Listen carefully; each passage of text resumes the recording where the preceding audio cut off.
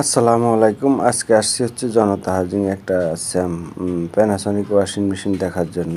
তো ওই ওয়াশিং মেশিনটার প্রবলেমটা হলো যে ওনার স্পিন হয় না।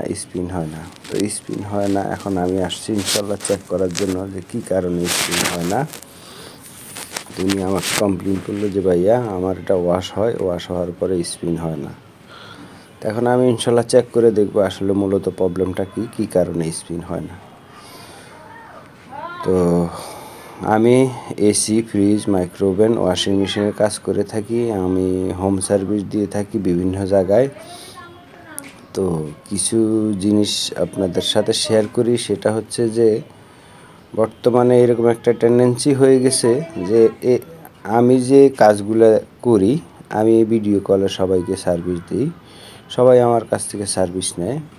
তো দেখেন, আপনি ইউটিউব থেকে নাম্বার নিয়ে আপনি আমার সাথে যোগাযোগ করলেন, আপনার একটু উপকার হইল। আপনার উপকার হয়েছে, আপনি একটা কমেন্ট করতে আপনার খুব কষ্ট হয়ে যায়। আপনার একটা মানে যে একটা ইউটিউব চ্যানেলে একটা কমেন্ট করতে কষ্ট হয়ে যায়। সাবস্ক্রাইব সেটা আপনি করেন আর না করেন সেটা হলো আপনার ব্যাপার। এখন দেখা যায় আপনি আমার ইউটিউব থেকে নাম্বার নিয়ে ফোন দিলেন, ফোন দিয়া যদি আপনার উপকার হয়, অন্তত পক্ষে আপনার যে কৃতজ্ঞতা প্রকাশটা তো করতে পারেন যে ভাই না, আপনার এখান থেকে আমি নাম্বারটা নিয়ে আমি ফোন দিয়ে আমার একটু উপকার হয়েছে। তো ভাই আপনি একটা সাবস্ক্রাইব করে দিলে কী এমন অসুবিধা হয়, বা আপনি একটা কমেন্ট করে দিলে কী এমন অসুবিধা হয়? আমি কোনো ভিডিওতে বলি না যে আপনি সাবস্ক্রাইব করে দেন, আপনি কমেন্ট করে দেন, এই কথা আমি বলি না। তো আমি বলি কাদেরকে, যে আপনি আমার কাছ থেকে উপকৃত হয়েছেন এইরকম লোকজনকে আমি বলি। আপনাদের সবাইকে আমি বলি না, যারা আমার কাছ থেকে উপকার নেন নাই বা ভিডিও কলে সার্ভিস নেন নাই, আমি তাদেরকে বলবো না।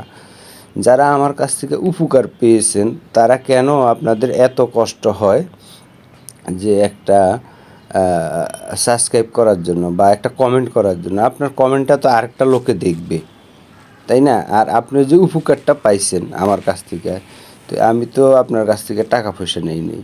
তাইলে যখন আমি আপনার পুরা সার্ভিসটা দিই তখন আমি টাকাটা নেই। যখন আমার অর্ধেক সার্ভিস দিই বা ভিডিও কলে দেখি, আমি যখন দেখি, তাহলে আমার কি এখানে সময় ব্যয় হয় না? আমার কি নেট খরচ হয় না? মানে আমার কি এখানে মেধা খরচ করা লাগে না? তাহলে আমি যদি আপনার পিছনে 10 মিনিট 20 মিনিট সময় দিই ভিডিও কলে আপনার ফ্রিজটা দেখি, তাহলে আপনি কেন সামান্য একটা জিনিস আপনি একটা সাবস্ক্রাইব করবেন আর একটা কমেন্ট করবেন যে আপনি উপকার পেয়েছেন কি না আমার কাছ থেকে? আপনি এই জিনিসটা করতে পারেন না, কেন করতে পারেন না? তো আমাদের এই সমস্যাগুলোর জন্য যে মানুষের উপকার করবে কিভাবে? যে আপনি একটা কমেন্ট বা একটা সাবস্ক্রাইব করতে পারেন না আপনি উপকার পাইয়া। আপনি আমার কাছ থেকে উপকার পাইছেন, অথচ আপনি এই জিনিসটা করতে পারতেছেন না।